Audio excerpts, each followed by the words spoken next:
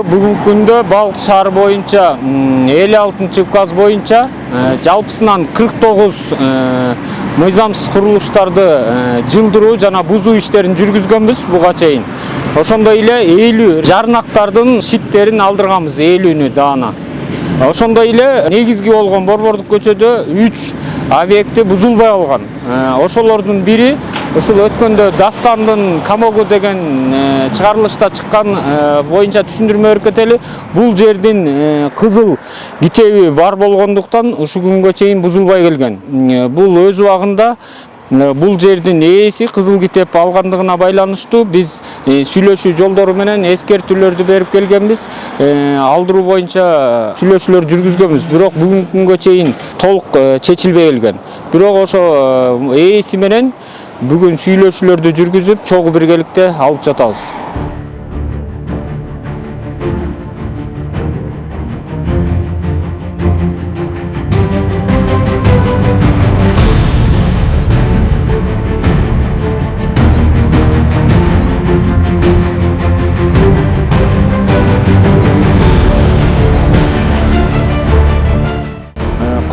Иштери жүрүп калган, бүгүнкү күндө соода түйүндөрүн жүргүзүп жаткан 2 объект бар. Алар менен да иштерди алып барабыз.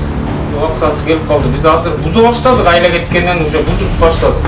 Жолду жаап, бияктачы жолду жаап туруп бузуп баштайт, анан окат менен бизге зачем силер үчүн обара болупчу.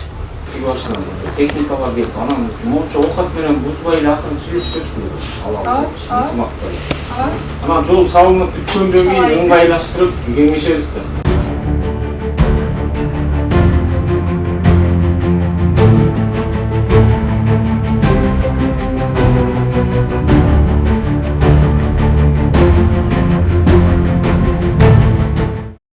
Жума шаарыбыздын мэри Азамат Арнабекович болуп, ээлери менен сүйлөшүүлөрдү жүргүзгөнбүз.